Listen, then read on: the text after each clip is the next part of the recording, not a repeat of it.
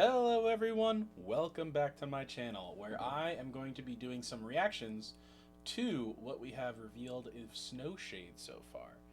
Um, I haven't really seen a lot of people do this kind of react content yet. Now that we're 2 weeks into reveal season, I think it's about time that we can go through and start working our way through the kinds of archetypes and decks that'll be playable in the new set Snowshade. Um, I wish I had an affiliate link to plug here, but I do not. Um, Instead, go DM Full Frontage and ask him to give me an affiliate code.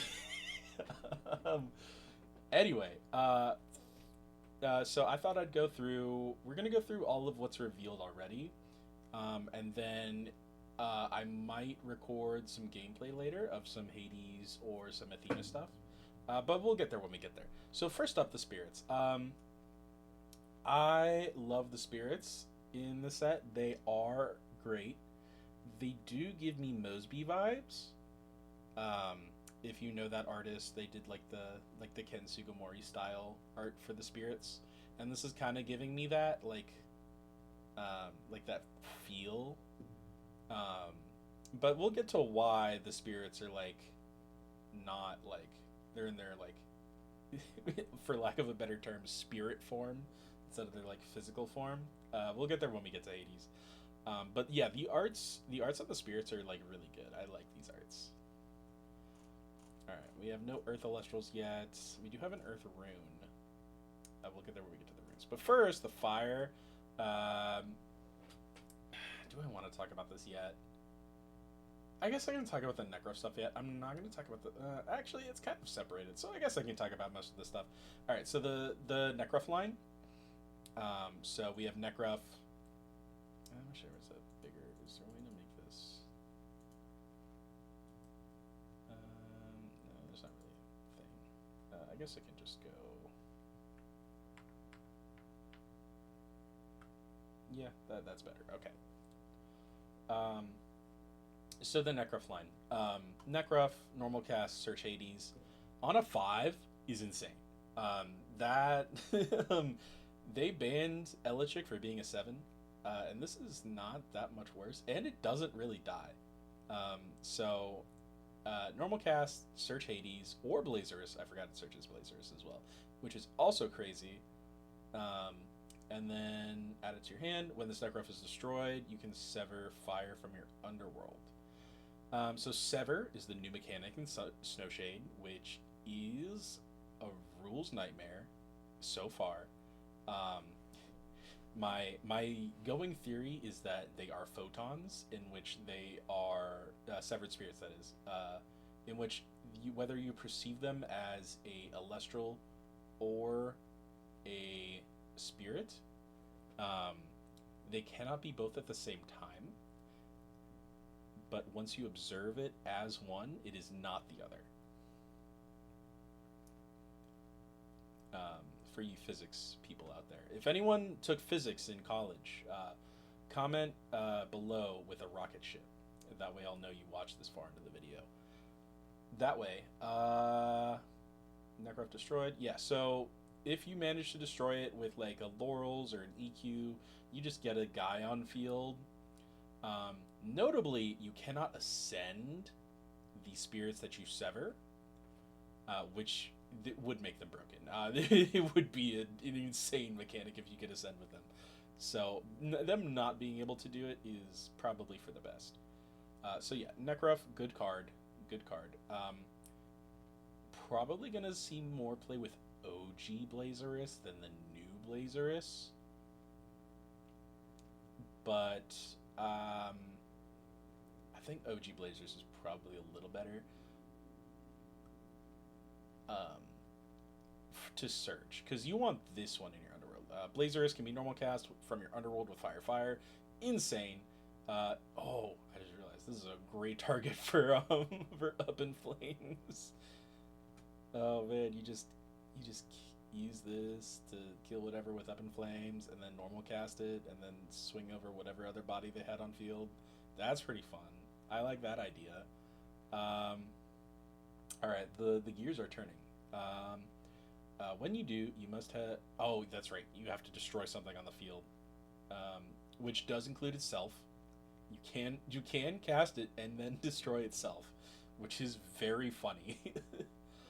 But it's designed so you're supposed to destroy one of your severed spirits that's on your field. So this is basically just free. Um, or you can destroy like your Necruff or whatever if it's on field. Because wait, no, they combo. It doesn't say a bonus card, so you can. That's so funny. You can Blazers from Underworld, pop Necruff, and then get a severed fire spirit. That's cool. Okay, I just realized that. When this Blazer is destroyed, you can enchant up to Fire from your Underworld to your Hades. That's destroyed in any way, so you could destroy. Wait, so you could cast this, destroy itself, and then enchant the fire that you used to cast it to your Hades. That's interesting. Huh. It costs you your normal cast for the turn, but that is one way to use it. Another thing that uses your normal cast is Trifernal. You can be normal cast with Fire, using only spirits from one or more of your Hades. So if you have like three, like two Hades on field, with one with one fire and one with two, you can normal cast it using the fire off of that. And then when you do, you can target three cards on your opponent's field, destroy one, return one to the hand, and then shuffle the third. So the opponent gets to pick which card goes where. And they have to have three targets. So if they don't have three cards on their field, you can't use this effect. But if you cast this card and then target three cards on their field and then they flip like, I don't know, PTA, they still the effect still happens as much as possible. So to destroy one and then return one to hand. But yeah, but they will not shuffle one to the deck, since there isn't a third card, because you do them in order sequentially. This card is big. I am not convinced on this card yet. Having to have three cards on an opponent's field is already a losing position for you to be in, most of the time. And for you to, let's see here. For you to have three fire on your Hades is not that, it's not a simple matter. Getting fire on Hades is not a simple matter. The easiest way I can think of is Divine Healing, for three fire. And then the other thing I can do, because when we get to Hades, he can enchant fire or frost to himself for the one enchant that he gets instead of the normal three. So you could do that, and then a Blazerous destroy itself to enchant two more fire. That just doesn't feel great. So it's a little awkward in my opinion. Like, you want to do the normal cast and destroy three cards, but usually if your opponent has three cards, they have something to stop your Trifernal anyway. So I'm going to go on a limb and say that this card is bait. I could be wrong about that. That is a hot take I have. Haha, fire. But I think this card is mostly bait. All right, and then we get into the next new divine in the set, Athena with Cinder. So Cinder can Nexus Fire or Lunar, which is, you actually might want to play this in a Trifernal deck now that I think about it, because you can Nexus the Fire Spirits onto the Hades to help you with the Trifernal. That might be something. So another thing is Severed Spirits can be Nexused They can't nexus onto each other, but they can be nexused. Or they cannot receive spirits, period. So they can be nexused to other cards, but they cannot receive spirits in a nexus. So you can nexus fire or lunar. The sender receives one or more lunar. An opponent sends cards from the top of their deck to the underworld equal to the number of spirits enchanting their field. This one, great for Milledroyers. I am so happy for you. Mill rise up, or mill mill down. I don't know. But as far as like the rest of Champs of Athena go, this is not an Athena card. Just unfortunately, this isn't an Athena card. Even though it says Champion of Athena card, just forget this. This is just an excuse to be able to play 6 Cinder in a deck that actually mill. And then we have the Snowshade, 6/2, Fire Lunar. You can Nexus Fire Lunar, good card. Being able to Nexus 2 different elements is really good, because it offers you. I don't have to sell you on why Nexusing 2 different spirits is better than Nexusing just one. When one or more Elestrals change their positions, an opponent must send the top 3 cards of their deck to the underworld. So this is Joblin, but it mills instead of draws you, which is a lot worse. Also, it's a 6, which is pretty bad. Also, it's a Fire Lunar, so even if you have Temple up, it's only a 7/3, which is not that great. Yeah. Like, these are great for mill. These are great for mill, but these aren't Athena cards. You'll see when we get to the rest of Athena stuff, which they just finished revealing today. But you'll see when we get there that these aren't really Athena cards. These are mill cards disguised as Athena cards.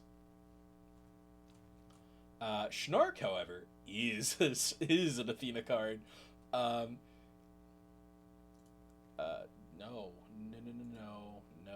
don't do that. Okay, I accidentally clicked an ad. I'm so sorry, guys. You had to see that.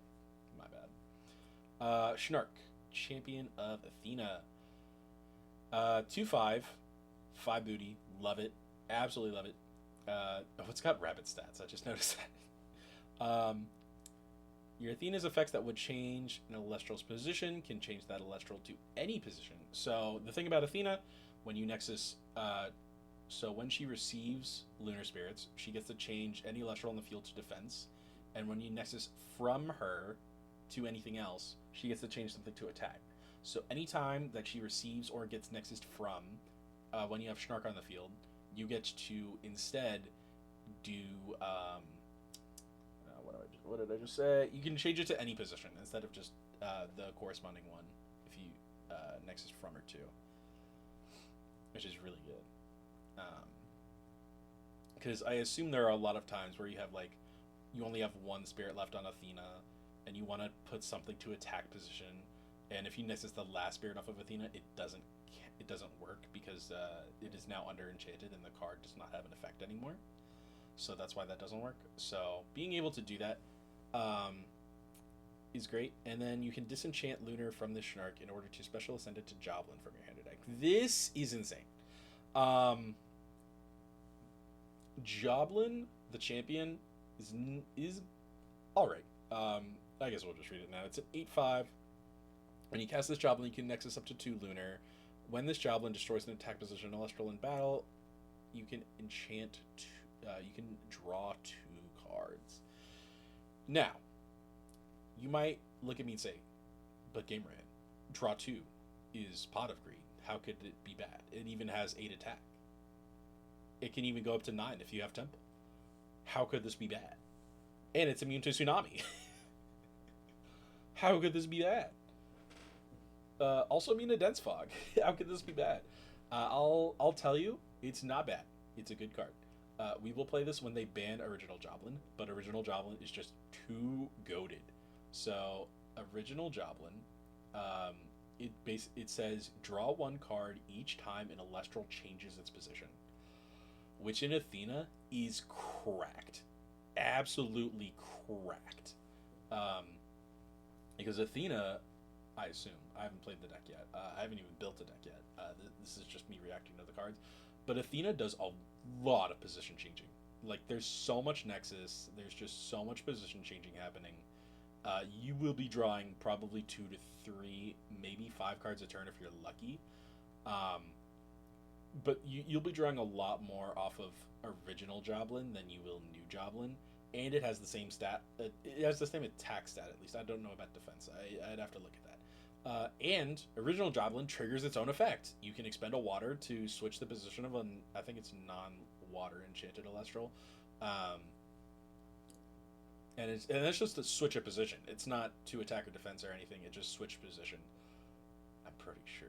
I'd have to check on that actually, but I'm pretty sure it's just change position.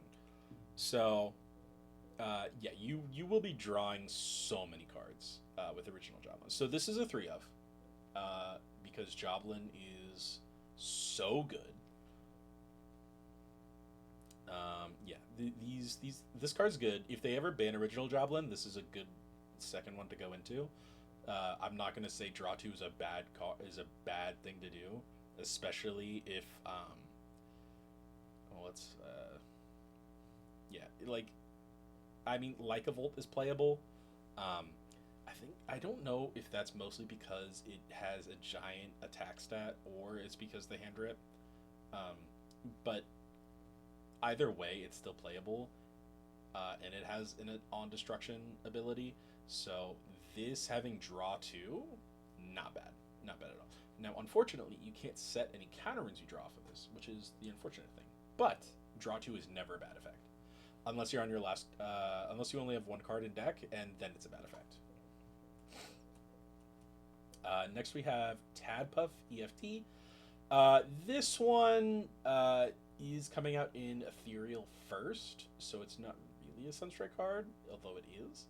But you can be special cast from your hand with water if you also expend water, but you can't ascend it into anything except Zephyrog. This is probably gonna fix this. This makes Zephyrog an actual deck since it got two champions. They got Tadpuff got a champion, and then Zephyrog got a champion. And that deck is going to be playable when this thing drops. It is legal in September. I don't know if it's legal in a premiere before Sunstrike though, so we'll have to see. But we'll get there when we get there. But yeah, Frogs is a cool deck. I haven't really looked into it too much, but it looks neat. All right, and then now we have some of the Hades cards. But first, Iwilly, Champion of Keone, EFT. You can expend Frost in order to send the top 3 cards from your deck to the Underworld. Then you may return a Champion of Keone sent this way to your hand. This is still playable. It is still playable in the Keone deck. I fear. It is. They really killed this effect, and they needed to. I'm not gonna say they didn't. They needed to kill this effect. That thing was toxic. Putting an expend on it, good. It's still top 3, I think. I think it was top. I think it was always top 3. Was it 4 or was it 3? It might have been 4. Oh, let me check. Let me duplicate tab, and then we'll go to live stream.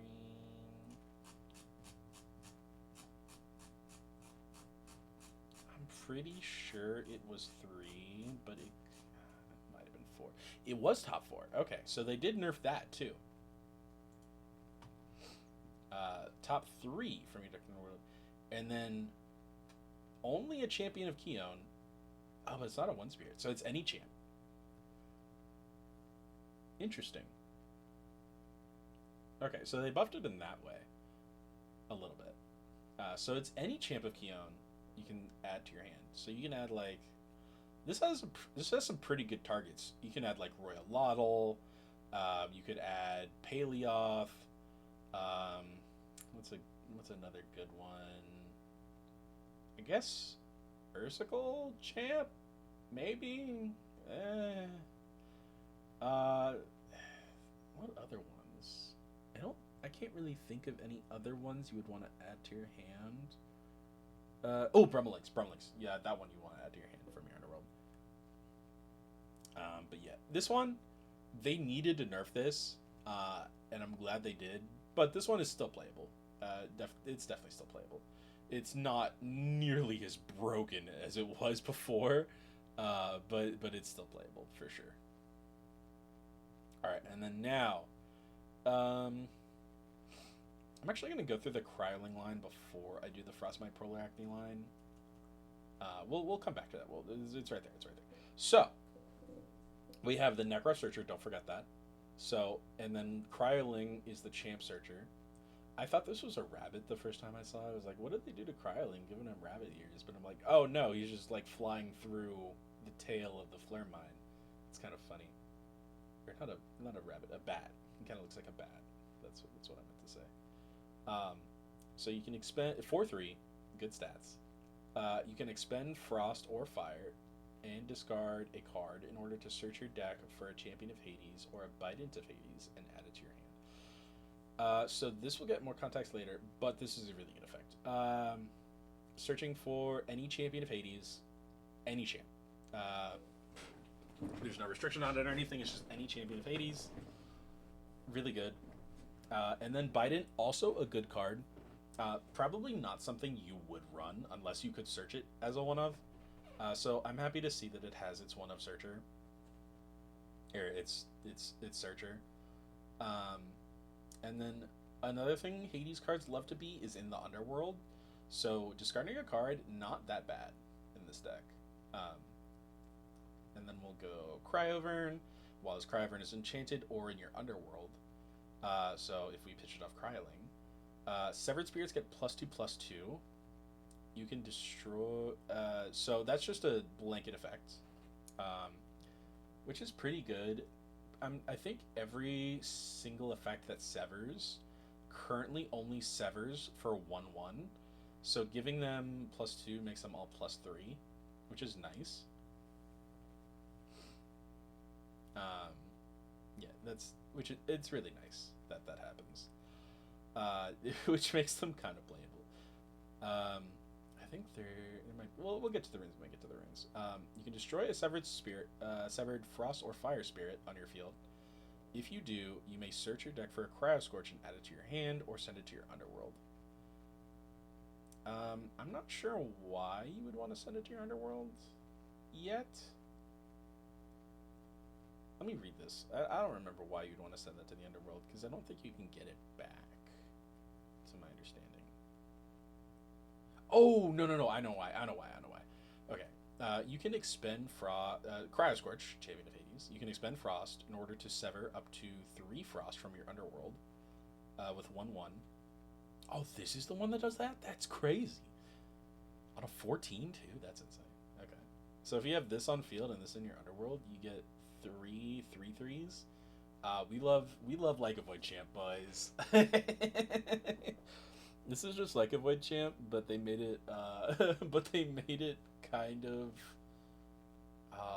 more. They made it more expensive, in a sense. You can expend Frost in order to sever up to 3 Frost from your underworld with 1/1. When a severed spirit on your field declares an attack, an opponent must expend 1. So even if you like send them in to die into something, because they're 1/1s, you just send them into like, I don't know, something in defense, like a rabbit or something, they still expend 3, which is insane. And then you have the Cryo Scorch, which just attacks. Actually, let me do the math. Is it more if you attack if all they have on field is a rabbit, and they attack with is a defense rabbit, and you have this with 3 on your field, and they're 1/1s. So no, it's not the same, because they actually do. Yeah, it's because they actually do 1 damage. So they'll take 6. Yeah, so you want to kill this first and then swing. Kill the bunny first with this and then swing, and then they take 6. Okay. Glad we did the math on that, guys. If you are good at math, put 1 + 1 = 2 in the comments to let me know that you made it this far. All right. Next up, we got Arctor. Oh wait, no. I said I'd do the Frostmites next. Frostmite. When you normal cast as Frostmite, you can search your deck for a Frost or Fire Stadium rune, and add it to your hand. So this is any Frost or Fire Stadium rune. So you could play this in Bears and search Den. Not that you needed another Den searcher, but you have one. If if you wanted one, you have another one.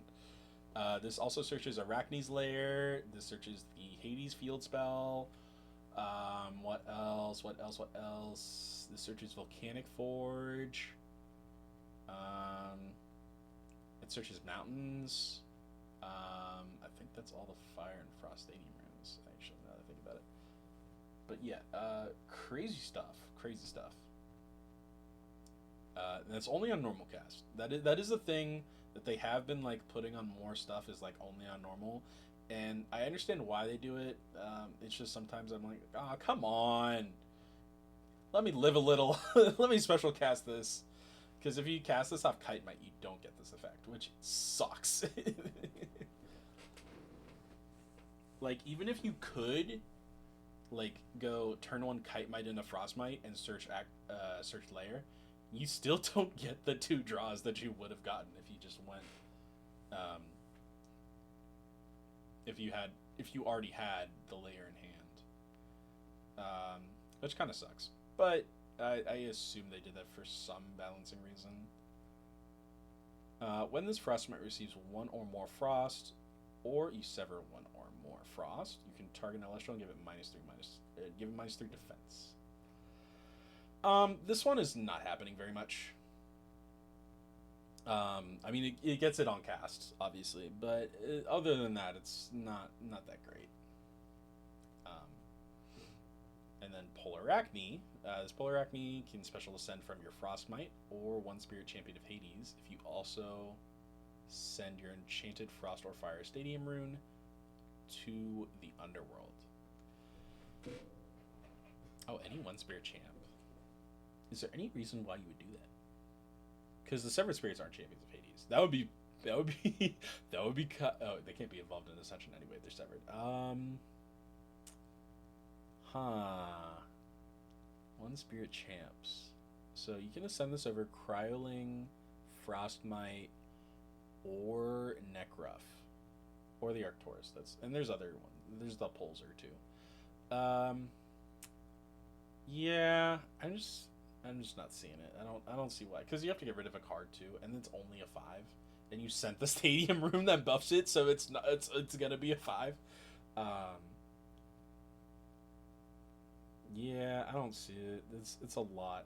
And then when you do, you can destroy each Celestial with 0 defense. Even still, I don't see it. Because there's not a lot of Frost Nexus. So if like, even if like you had like an OG Bremelinx on field, and then you cast the Frostmite, and then you Nexus to the Frostmite with the Bremelinx from, I don't know, from a Hades or a Keone or I don't know, something you have on field, or a Severed Spirit.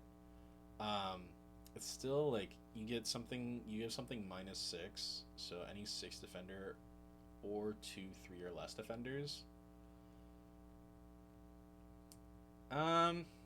Maybe. I don't know. It's weird.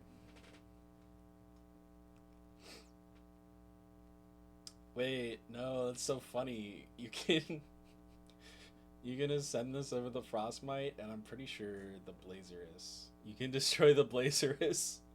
Yeah, you can. You can destroy the Blazerus with your Polar Arachne. That's funny. Yeah, this card's not seeing play. It's too janky to build around. All right, and then we have Arcturus. This card is actually good from what I remember. Your Severed Spirits get +2 attack for each Frost enchanting this Arcturus. That's a really good effect. So you have Cryoling and Underworld, your Cryover and Underworld, and Arcturus on field. Your Severed Spirits, they have 1 originally, so your Severed Spirits are 5s. Pretty cool. Love that. When an opponent activates an Celestial effect, you can target that Celestial on the field and destroy a Severed Spirit under field if you do negate its effect. Okay, yeah. This is insane. having a Alestral effect negate is that's not gaze is insane. Um, Luckily, you know that this is happening, so you can plan around it. Um, so you can just kind of be like, well, I definitely need this effect to go off, but they have a Severed Spirit and Arcturus on field. I need to get rid of the Arcturus or the Spirit first before I can go into this play. Um, Sometimes that doesn't matter. It's your only play, and you need to do it anyway. But a lot of times you can try to play around it. But yeah, this having an effect negate on a card is insane. I don't know if you play three of this. You probably play two. I don't know. I don't know. I'll have to play around with Hades. Draco form, Champion of Hades, Morfrost. Yes, I read that entirely backwards. That was on purpose. For what purpose? You'll never know. You can expend Frost in order to target a Morfrost or Champion of Hades in your underworld. This Morfrost gains all effects of the targeted Lustral until your next turn. Funny thing about this card, you can kill yourself with this card if you have another Draco form in your underworld. So if you have this on field and one in your underworld, you can copy the effect of the one in your underworld to just keep expending a singular Frost. And then yeah, then you just die. It's very funny. There's also, it's very odd how this works. Um, so what's another one? So automatically, you can only get you can effects with this card. Um, or like passives. So you can get like Cryo Vern effect or Cryo Scorch effect. Oh, maybe that's why you want to send the Cryo Scorch to the underworld so you can copy with Draco form. Huh. Okay, yeah, that's toxic. That's toxic. Okay. Interesting. Okay. Um, I'm gonna have to brew something with that. Yeah, there's a lot of things you can't do. Let's see. Like any Morfrost that's like um what is it? Indis form you can't do. Lycan you can't do. Like anything with an effect that's not just a you can't do. Any on cast effect, and notably any effect that says the name of the Alestral in the effect. Um, so if yes. So if you were to copy Cryovern's effect, that's and then let's see. While this Cryovern is enchanted or in your underworld, your Severed Spirits get +2/+2. So if you were to copy that effect with Morfrost Draco form, it's any champion of Hades, right? Yeah. You will not get the +2/+2. This is because it says while this Cryovern is enchanted. Morfrost, Champion of Hades, Draco form is not Cryovern. Therefore, you do not get this effect if you copy the effect with Draco form. Now, some of you will say that is stupid. Why does it work that way? Who made this rule? I didn't. I don't know. I kind of agree with you, and I wish it did not work this way because people will think, "Why does it work this way? That's so stupid." That's the most lawyer ass thing I've seen about this game, and this game does have some lawyer moments. Um, that it is very unfortunate that it does stuff like that. So you do have to, whenever your opponent copies something with Draco form, and they use an effect, always check them on it because they might not actually be able to do that thing. And then we have Polzer, Champion of Hades. When you cast this Polzer, you can sever a Frost from your underworld with 1/1. If Fire or Frost Alestral in your underworld, if a Frost, Fire Alestral in your is in your underworld. Okay, I was missing a word there. When a severed spirit on your field declares an attack, you can draw a card. This is a great draw engine. Um, like, there's no way you're gonna have this in Bolzer on field, especially because you can only sever two, and then you're only drawing two. That is another thing about this deck is like you want to have a bunch of severed spirits on field and your guys, but you can't really do that because you have to have the severed spirits. There's only 4 zones, so you can only have either the Bolzer and like a bunch of spirits or an Arcturus and like that kind of stuff. It's just your board is gonna get pretty full pretty fast, and you're gonna have to manage that pretty well with this kind of deck. Oh, this is a hollow. And the Draco Worm's a hollow too. That's gonna be short printed. And then that, I don't think that's it for Champions of Hades yet.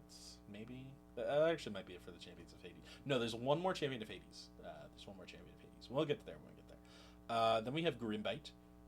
This is a cute little puntable guy that they made a plushie of, and I already pre-ordered. Go DM full frontage and ask him to give me a code. This Grimbite can be normal cast from your underworld. Again, this is pretty cool. I like that it's not just you can special cast it. It takes your normal cast, which is really funny. Can be normal cast from your underworld with Frost if you also expend Frost. When this Grimbite is destroyed, you can put it on the bottom of your deck in order to special cast a Grimtrex from your underworld with Frost Lunar. And then we have Grimtrex. So this is destroyed by anything. What destroys things? There was something that destroyed something. Oh, Blazerus! You can you can wait, no, you can't do that in the same turn. Let's do normal cast. Okay. But if you like Infrostrix, the Grimbite, and then normal cast the Blazerus, you can destroy the Grimbite and go into a Grimtrex. That's pretty cool. That's a neat synergy. Okay, that's pretty fun. The Blazerus has to be in your underworld though. Anyway, then we have Grimtrex. When you cast this Grimtrex, you can search your deck for an Archaic Rune and add it to your hand. They made 2 of them. When this Grimtrex is destroyed, you can put it on the bottom of your deck in order to special cast a Synextrus from your underworld using only Frost Lunar from your underworld. So it's just kind of like Ectoplasm, where like you can only cast it if you have those specific spirits in your underworld already. You can't do it if like you have, let's say like, I don't know, like if you have only Frost in your underworld, you can't take the Lunar from your spirit deck and put it on. You have to have this in your underworld already to cast it, which can be annoying sometimes, and it stops turbo plays sometimes. But this already puts 2/3. This being in your underworld already puts 2/3 of the cost in your underworld. So having the 1 extra Frost in there probably isn't that hard. Also, notably, all of them are spectral. Yeah, all of them are spectral, which means they're searchable from Comalis, which is nice. And then we have Sinestrix, the boy, who has been on 2 cards before he got printed. That's insane. This thing is awesome. When you cast the Sinestrix from your underworld, you can suppress each face-up card on an opponent's field permanently. Pretty good effect. That comes up a lot. When the Sinestrix enters battle, you can target and destroy a suppressed card. Oh, that's just crazy. What the fuck? 14/7? Kills 2 cards when it attacks? That's insane, dude. Yeah, this card is great in Blizztrix. Man. That knew it was going to be a hollow.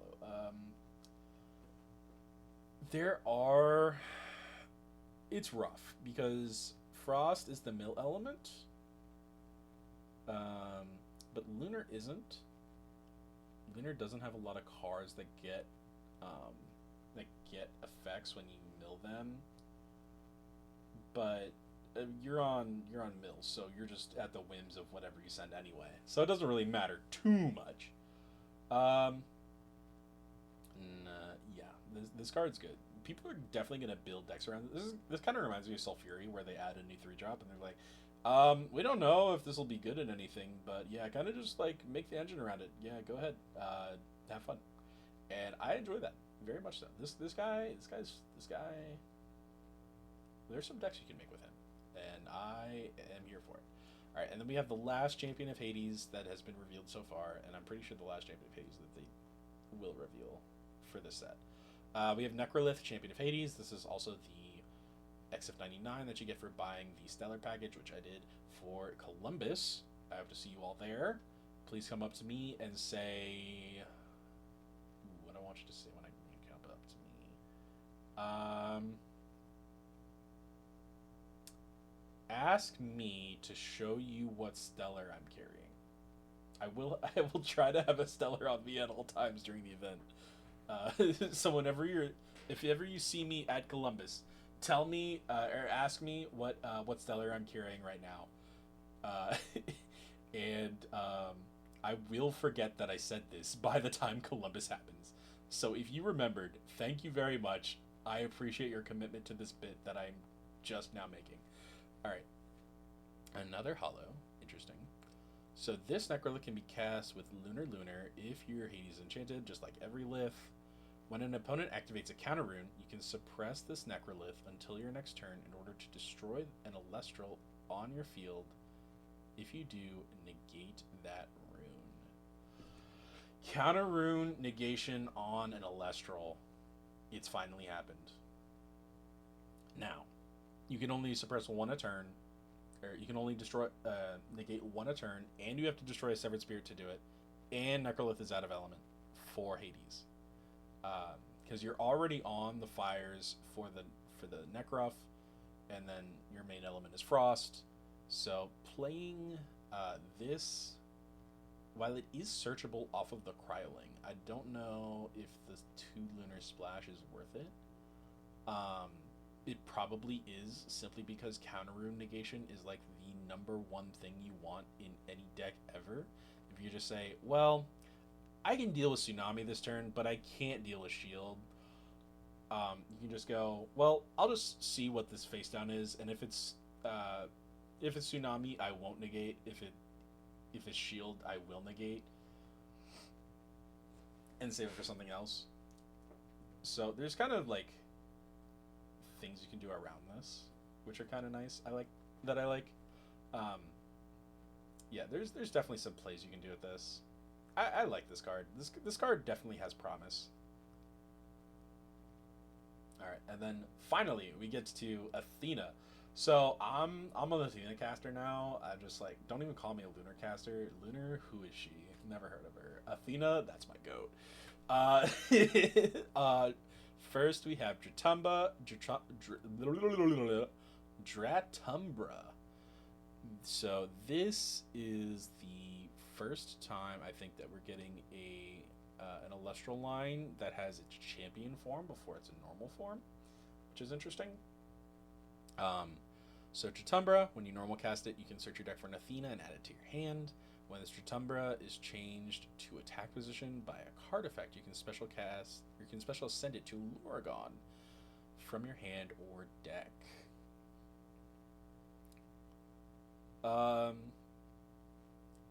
So you play this at 3 simply because it says normal cast search Athena. I don't know how often the special ascend is going to happen, but you probably play 1 Luragon in every time you play this, simply because it could.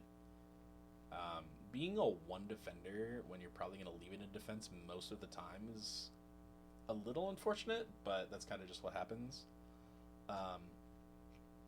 And then we have Luragon.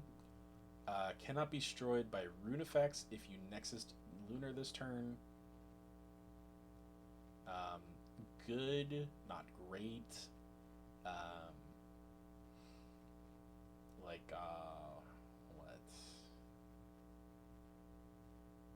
am I thinking of? Like Artemis Deadshot? No, nobody plays that. Nobody plays that. Runes that destroy. Like if you had Alter, you could just chain Alter to your opponent's EQ and be like, can't destroy me now. Got him. What else? PTA. This is really good against PTA. Um, but like no one would PTA this anyway because they just know that you probably have a way to Nexus the Lunar anyway. Um, and then when it receives one or more Lunar, it can return up to 2 Lunar from your Underworld to your Spirit deck. So it's just a heal 2 on receive, which is nice. And then we have the main attraction, Dimension. You can Nexus up to 3 Lunar. Not a lot of cards that can Nexus 3 of a Spirit at the same time. I think it's like this, Terrastar, and Lustragon. I think those are the only 3 that can Nexus 3 Lunar at a time, which is pretty neat. When this dimension receives 1 or more Lunar in the Nexus, you can target and destroy a card. So this first effect is just Lustragon, but in Lunar. Also, it's a 3-drop. If you do, you may enchant Lunar from your Underworld to your field up to the number of spirits that were enchanting that card. So they also made it Curibus, except instead of heal, you enchant, which is pretty nice. So the thing I don't know about Athena is this worth playing? The thing about being this late into the block is that they have to release like Hestia. Hestia had like a lot of chances to get like cards and like become better incrementally as sets go on, but like the later we got into the block, they had to reserve more and more room for the new divines so they could give them the amount of champions to make them like somewhat equal to the divines that have already been released and have already been given support. So they have released a lot of champions for Athena this set, and I don't know how I want to play the deck. There's a lot of builds of Athena right now. I say as they just finished, they haven't even finished revealing the whole set yet. But yeah, I don't know. This card is crazy. It is a little hard to set up because you have to draw it. Well, you don't have to draw it. There are ways to search this. It is a spectral for Comalis to search. Actually, what am I thinking? What am I saying? You could search this easily. You could easily search this. So the thing is, you run into the Comalis issue of you Nexus search Pharaohgeist, but your Comalis doesn't survive the turn. So now you have Pharaohgeist in your hand, but no way to summon it. So that's the problem I run into with this. I guess I'll just have to. I'll have to test to do more stuff. And then the cards they revealed today: Toxiri, 1/5. Not great stats, but Toxiri is historically a defensive card, so being a 1/5 is kind of fitting. When a player casts an Celestial, you can Nexus Lunar. When you do, you can target that Celestial and enrage it until your next turn. When this Toxiri enters battle, an opponent must expend 2 if a battling Celestial is enraged.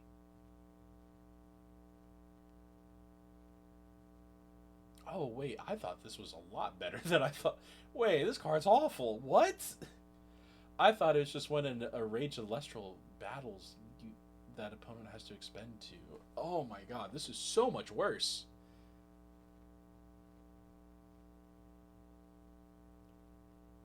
Oh, this is so much worse. You have to play this with Follow the Wisps. Wait! Wait, win condition for Funguide found? Hold on.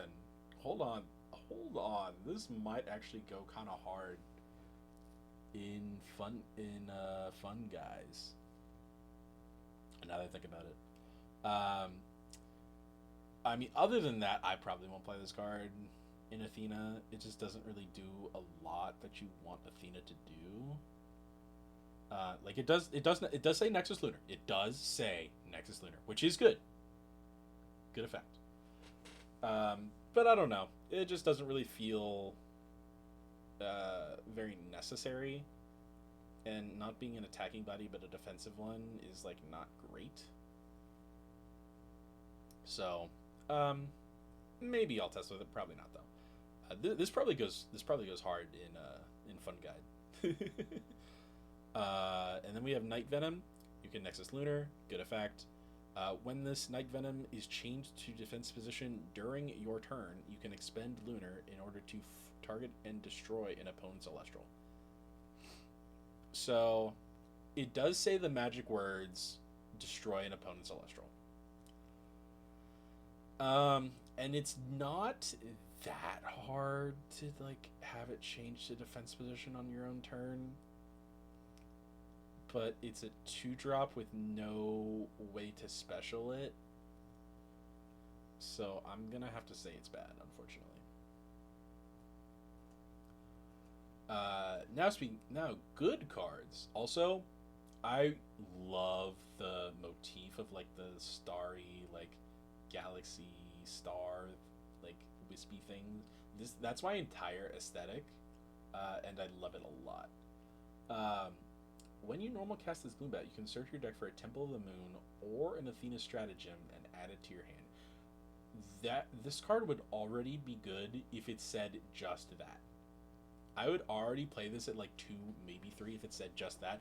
But it also says this. When this Gloombat is destroyed in battle, you can special cast a Gloombat from your deck with Lunar. This is insane. This is like an endless conga line type card. And I love it for that. It's so good. Oh my god, I'm playing this at... I don't know if I play it at 3 actually, because it's searchable. Interesting. I don't know how much to play this at, but it is definitely at least going in the deck. And then we have Phasmacore.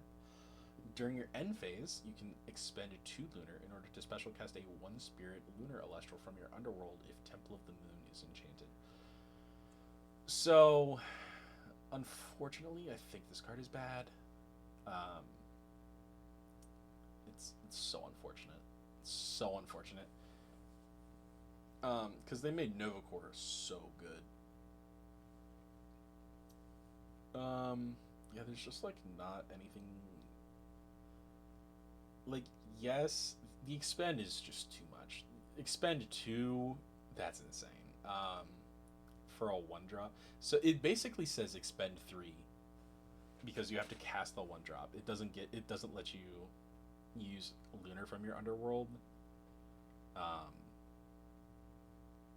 have to use it from Spirit deck, so it's basically you pay 3 for a 1-drop. Which I guess isn't that much different than Infrostix, but the thing about Infrostix is you can use it from hand. You have to use this during your end phase, and you have to have this guy on your field. This card is not good, unfortunately. Now, if it had a special cast condition like the Novacore did, it might be playable, but as in this iteration, it's just not playable, unfortunately. Oh, and it's a hollow. That's bad. Why do they make bad cards hollows? No. All right, next up, we have my boy Nemi Star. Let's go. When this Nemi Star receives 1 or more Lunar, you can suppress it until the next turn in order to search your deck for an archaic card and send it to your underworld.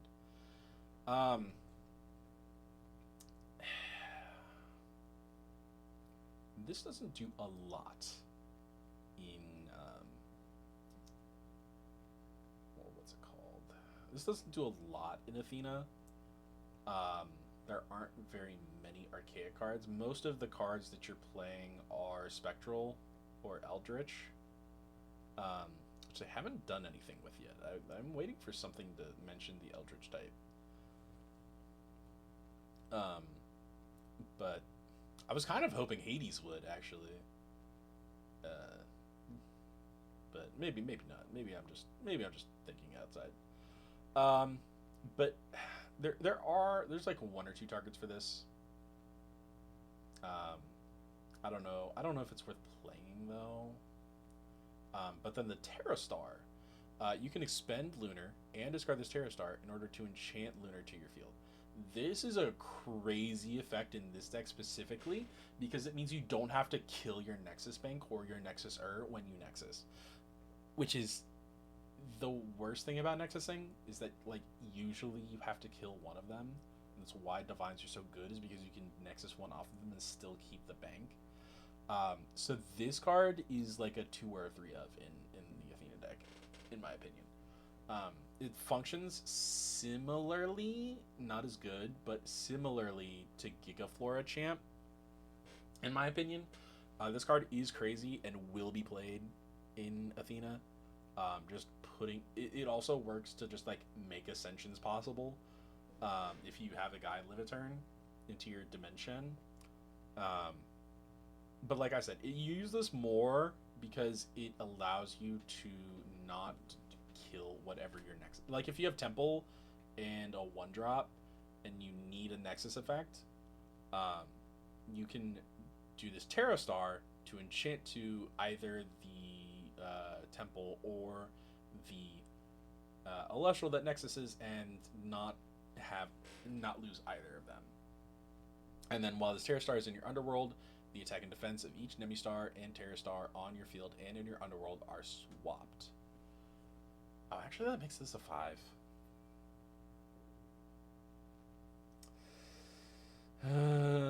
That's tricky now. Maybe I played at 1. I don't know. It just doesn't do a lot. Because in Athena, you play OG Nemistar for sure. It says attack for 3. I mean, it says attack for 3. The OG one, OG Nemistar says that, not this one. And if you have anything bigger out, you can attack for more. It's insane.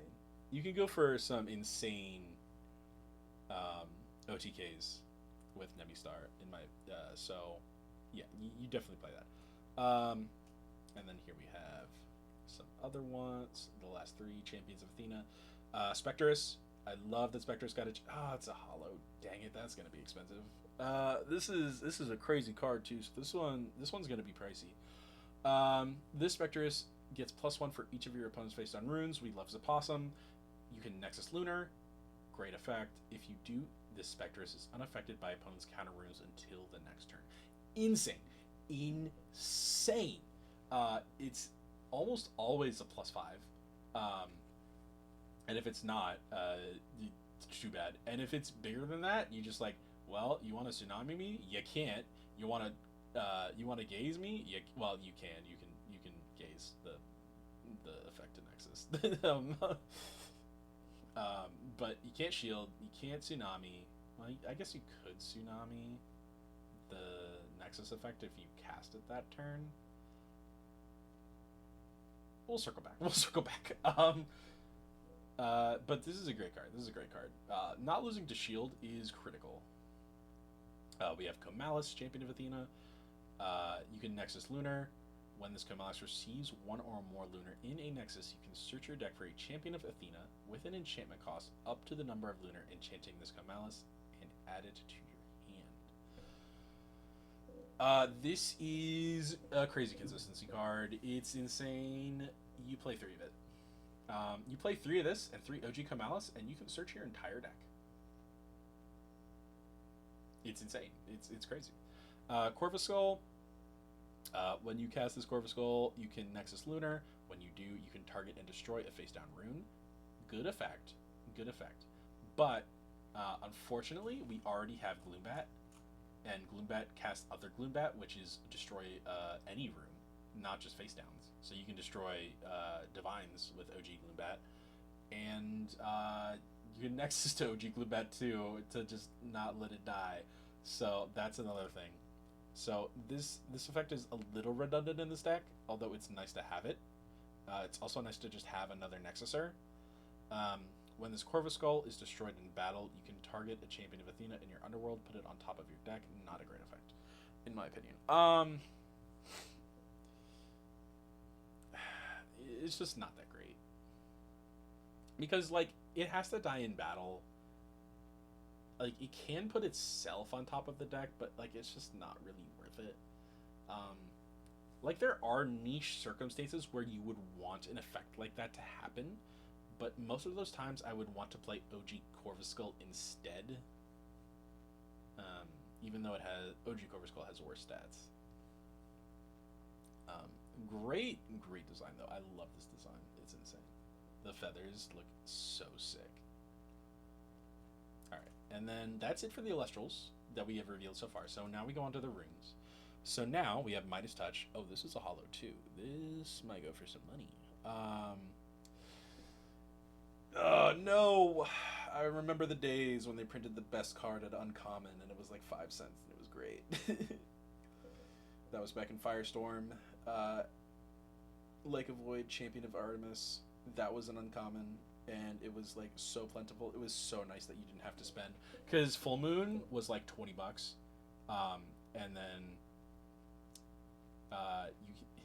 And then Werepuffs were dirt cheap because they were commons.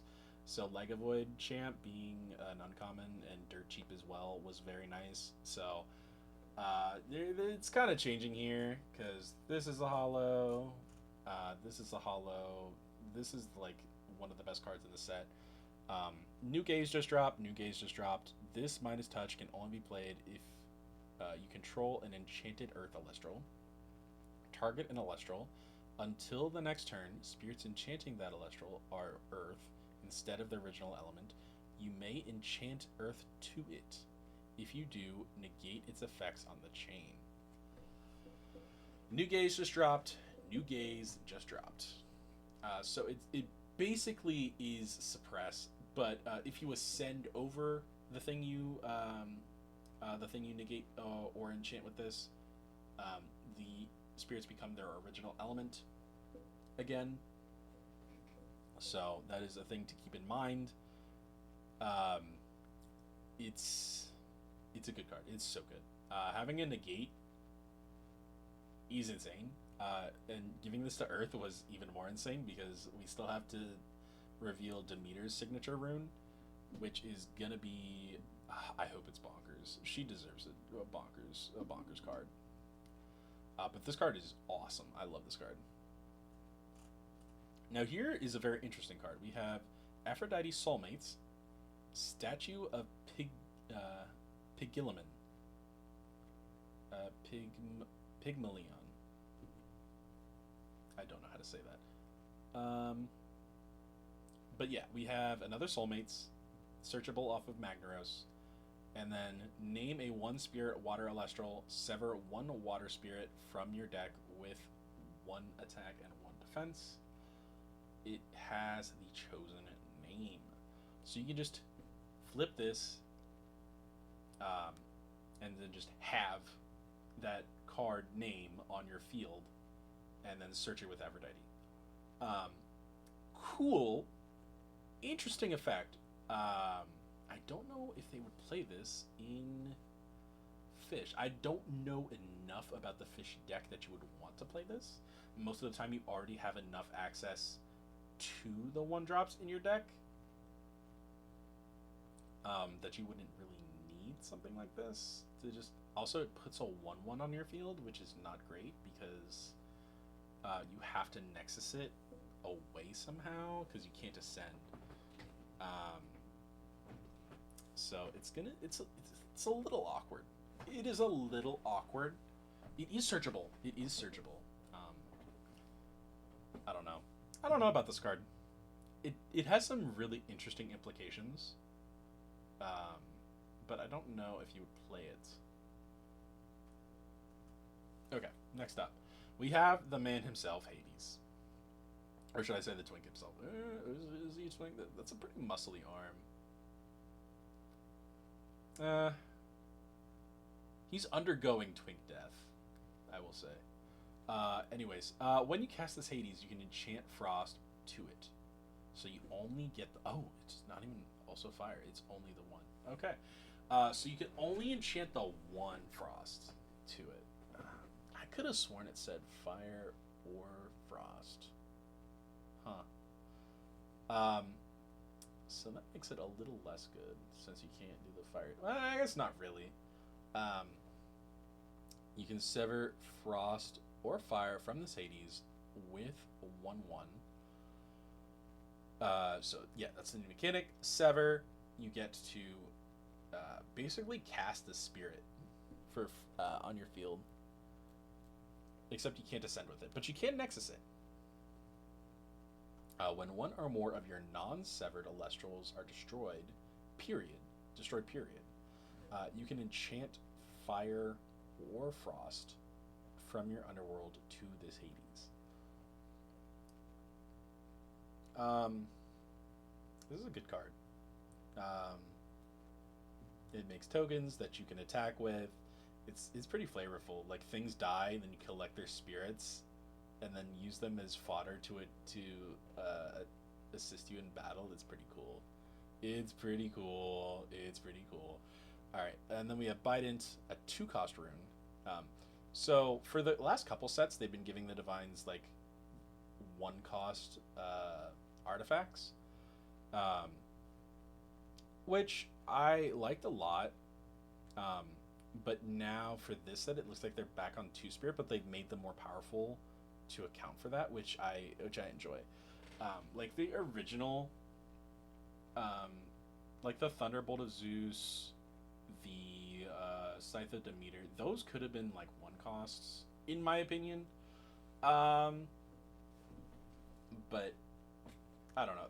These are definitely more powerful, and I appreciate that a lot. That they actually like made this worth 2 costs. That they made this like worth 2 frost. The Empowered Celestial gets +1 attack for an. The Empowered Celestial gets +1 and an additional +2 for each severed spirit on your field. So it gets +1 baseline, and then for every severed spirit, it gets another one. It gets another 2 actually. So if you have this and 1 severed, you get 2. You get 3. I can math. If you can math as well, type 2 + 2 = 5 in the chat or in the comments below to let me know that you made it this far. While Hades is enchanted, your severed spirits can attack your opponent's spirit decks directly. From what I've heard, this card is okay, but not great. And that's what I get when I read this card. It's okay, but not great. Like, it lets your Severeds attack directly, which is nice. And if you have Cryo Scorch up, you've already won the game, so it doesn't really matter. But yeah, this is pretty fun. I imagine you play one of this simply because it's searchable off of the Cryoling. But I don't know. And then here is the Stadium Rune that you search with the and so you search with the Frostmite. Severed spirits in Champions of Hades get +1/+1. The turn player can destroy an Celestial on their field if they control Hades. If they do, they may return up to Frost from their underworld to their spirit deck. Oh, that's kind of funny. It's reciprocal? That's funny. So in the mirror match, you don't want to play this card because you can both heal? That's kind of cool, actually, now that I think about it. Alright, that's funny. I don't know. You probably don't play this. I mean, it gives your guys +1/+1, which is, like, nice, but, like, not enough to actually matter. It is heals. It is passive heals, kind of. Interesting. I don't know. It's interesting. We'll test it out, see if it works or not. All right. Then we have Primal Roar. What is the Celestial that it is screaming at? I can't tell what this is. Someone in the comments tell me what this is. I can't really make it out. Is that a lion? There's no way it's a lion. I don't know. I can't tell. I can't tell. Primal Roar. So this is an archaic rune, and then so is Frozen Grave. You can discard an archaic card in order to send the top card from your deck to the underworld and draw a card. Mill 1, draw 1. Let's go. Wait. 1 cost and a discard? It is specific discard too. Send the top card and draw a card. When this Promower is sent from your deck to the underworld, you can expend Lunar in order to target another archaic rune in your underworld and return it to your hand. This card seems bad. Like, maybe if there were more archaic runes, but this card just seems bad on face value. Like, a specific discard, well, I mean, it does get your... So if you, like, you draw your Grim Bites or your Sinestrix early, it puts it in Grave and then gives you a draw off of it. I don't know. It just doesn't seem that good. If it milled 2, maybe. Maybe if it milled 2. I don't like this card. This card does not seem good. Sever up to Eternal Winter. This is Hades on the card with Cryoscorch in the background. This is a pretty aura farming moment right here, if I do say so myself. Sever up to 3 Frost from your Spirit deck and or Underworld in defense position with 1/1. Until the next turn, your opponent cannot attack your non-severed Lustrals while there is Severed Spirits on your field. So they made... Oh my god, it's the entire format. Scapegoat. Scapegoat, that's the name of the card. They made Scapegoat. It cost 5. But not really, because, like, there's no way you don't have, like, 3 in your Underworld at some point during the, like, mid, or like, even early game. Yeah, they made Scapegoat. It's a good card. You probably play this in, like, a lot of, like, non-Hades Frost decks. You probably don't sever all 3, simply because there's not a lot you can do with Severed Spirits on your field once they're there, especially if they're 1/1s. But yeah, you probably play this in, like, a lot of Frost decks now. And then we have Necromancy of Hades, his signature rune. Destroy any number of Severed Spirits on your field. You may special cast a Champion of Hades from your Underworld with an enchantment cost up to the number of cards you destroyed using only spirits from your Underworld. Oh, that's interesting. So you can cast the Cryoscorch even if you only destroyed 3 Severed Frosts if you have a fire in your Underworld. That's interesting. And you can also do this on your opponent's turn too, so you can just, like, cast Cryoscorch. They go attack, cast Cryoscorch. How do I beat this?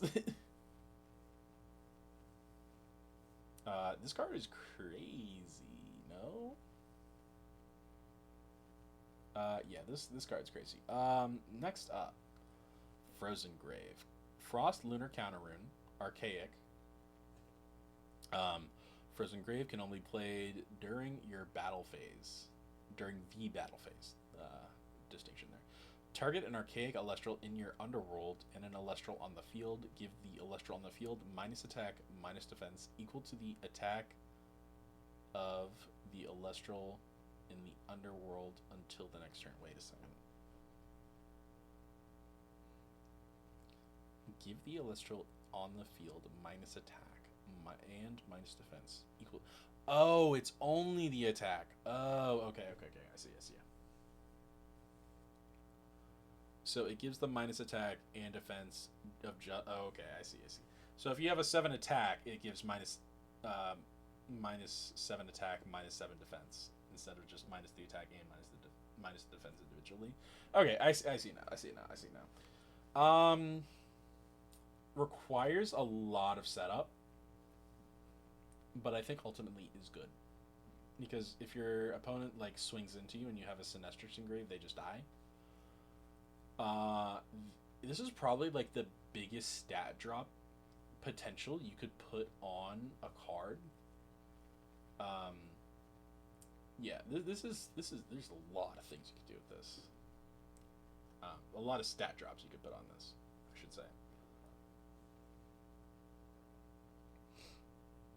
Oh, this would be so cool if you go like this, chain Achilles mist on it, and be like, I'm not dying. That'd be funny. All right. And then we have the lady herself, the lady of the hour, my goat. We have Athena. When you cast this Athena, you can enchant up to 3 lunar to it. When this Athena receives 1 or more lunar, you can change an Celestial to defense position. When you Nexus from this Athena, you can change an Celestial to attack position. So these are all in the next chain, and these are all yeah, these are all in the next chain, is what I wanted to say. And then she triggers herself twice for the defense position, because you cast it with the 1. Um, and then on that same chain, you enchant the 3 and change a guy to defense.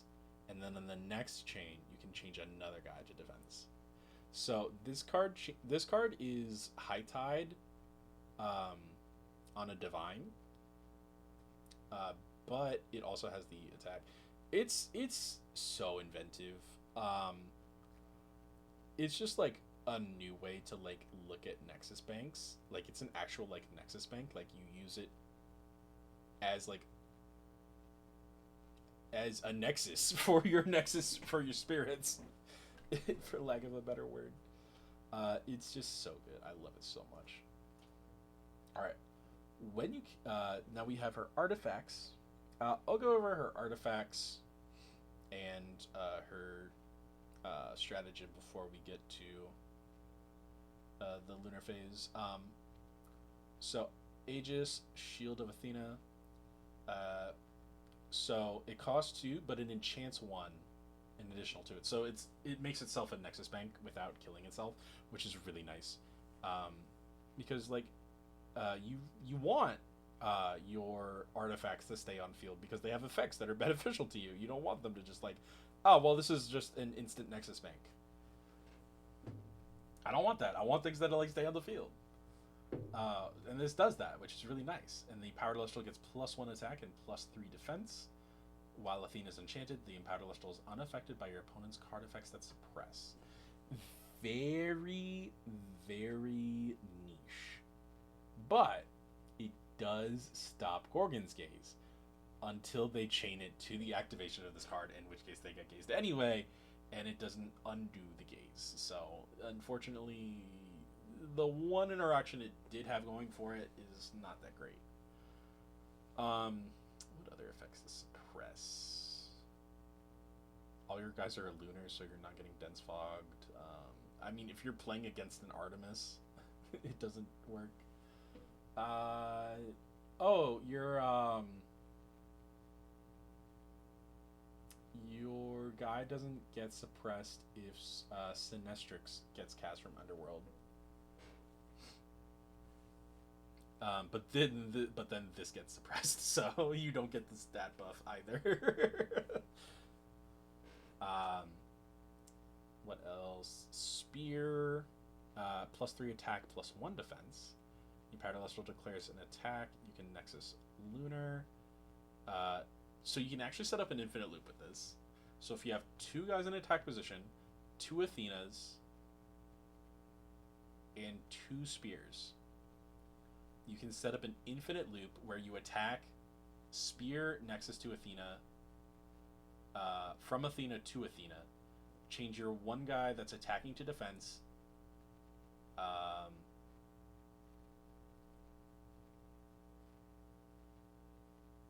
think that's it. That's all you need to do.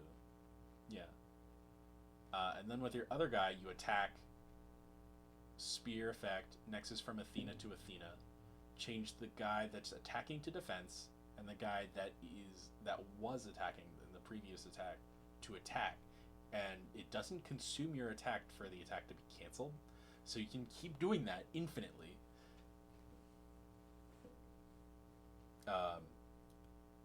And that is how you FTK with Terrasar.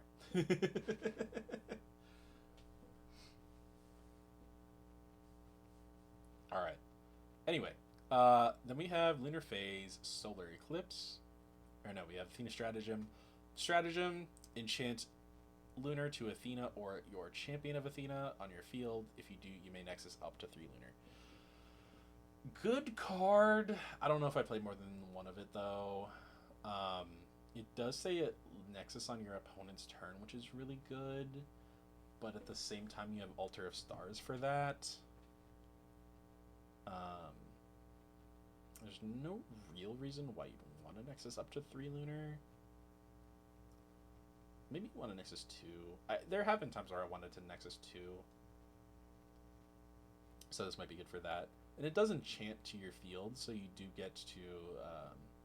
so no matter what, you can change something to attack or defense, depending. So, good card. It's just a little more niche than Altar of Stars, but still playable. This is like functionally copy number 4 and 5 of Altar. All right, and then we have Lunar Phase, Solar Eclipse. This is the last card. I'm not gonna go over the full arts. I mean, they always knock it out of the park with full arts. You guys know this.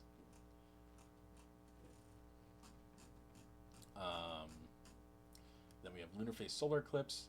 When this Lunar Phase is sent from your hand or deck to your underworld, you can cast it with Lunar Solar. So this has some implications. There is a Lunar Phase that sends Lunar Phases from your deck to your underworld. So if you cast that one and then send this, you can cast it for free, and that's both triggers of your Voldusk for a draw 2. And then when you have Lunar Phase New Moon in your underworld and a player activates an Invoke rune, you can destroy this Lunar Phase. If you do, negate that rune. It's okay. This is the problem I have with Lunar Phase, is that the cards that say Lunar Phase don't do anything. Like, they don't manipulate your opponent's board in any way. They don't like give you any kind of advantage. They're not even particularly good at being defensive. It's just a lot of cards you have to play that don't do a lot. Like, New Moon is good. Destroying a card is good. It's expensive though. What's another one that's good? Purple Hurricane. That one's also good. Takes a little bit of setup to be more good though. And then Full Moon's good sometimes, depending on how you're playing the deck and the board state. But the other ones just don't really do a lot. There's like a counter. There's a Jar of Greed. There's the one that costs 1 to heal 2. They just all don't do a lot. And that's another problem I have is they don't have any Alestrals in that deck. You have Voldusk and you have Werepup, and those are the only Alestrals you really want to run in that deck. And you just kind of have to find guys to run in that deck, which is unfortunate because it's just kind of unfortunate. What else? Yeah, this definitely doesn't change the math on Lunar Phase, unfortunately. But I'm pretty sure we're getting another Lunar Phase in the set. And maybe another Lunar Phase card, possibly. Not a card that says Lunar Phase, but like one that has like tangential applications for it. I don't know. We'll see when we see. But that has been my thoughts on what has been revealed for Snowshade so far. If you made it this far in the video, comment below what you think of the Snowshade reveals so far and what deck you're most excited for. And with that, I will leave it all to you. Have a wonderful day, and bye-bye.